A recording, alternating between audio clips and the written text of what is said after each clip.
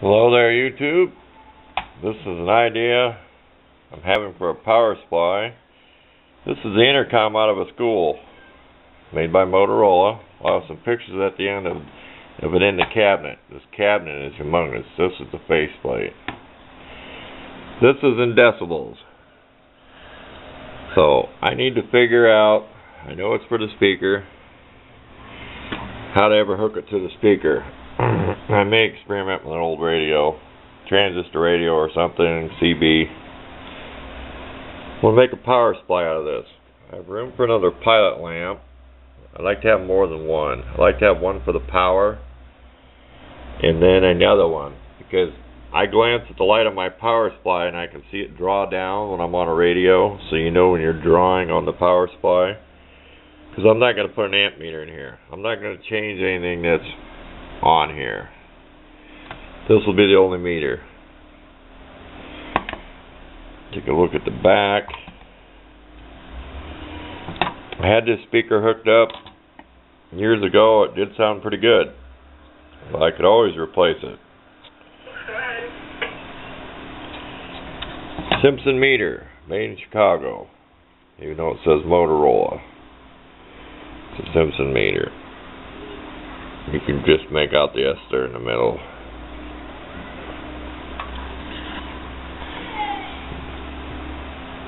Chicago, Illinois. Even though it's Motorola, it's got a nice chrome Motorola script on the top of the cabinet. Had like receivers 1 and 2, mute 1 and 2, receivers 2. Here's speaker level, so that'll be nice. I do have a, they call them potentiometer. Big words, spit them out.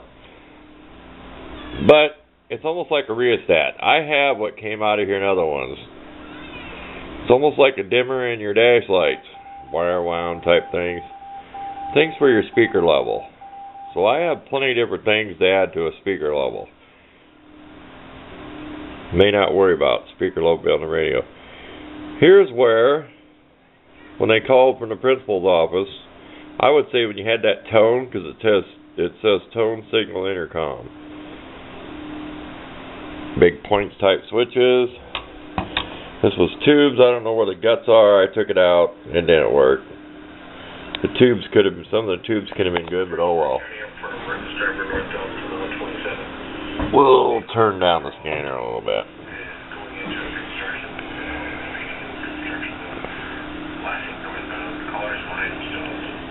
I'll take a couple pictures of this, the model number, serial number.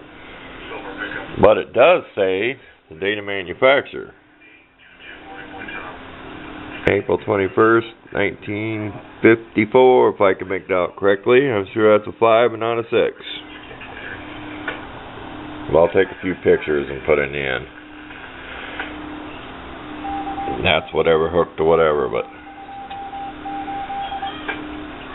you loosen the screws on the back, you can take this off without taking the screws all the way out. That's plenty big for any power supply. I want to put the guts of that power supply in there. That has a fan and its noises drive me nuts. But I have variable power on this. I went in the circuit board where there's a VR for the voltage, and I put it out here. So I can go clear down 11 volts or up to almost, at one time it was like 14.1 volts. So that's like your alternator fully charging, because some of my radios really draw. It's only a 10 amp power supply in there.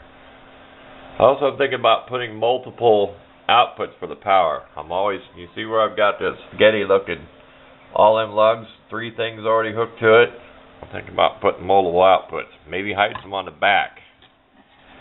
Would be nice to do.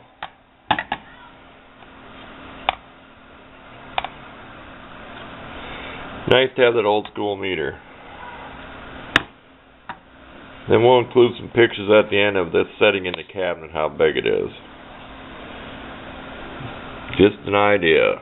It looked nice. I got plenty of room on the shelf. Have your nice external speaker for your CB or ham radio. It used to sound really good. I'm going to be hooking it up here shortly. But I'm not too worried about that. I can always replace it. But thanks for watching.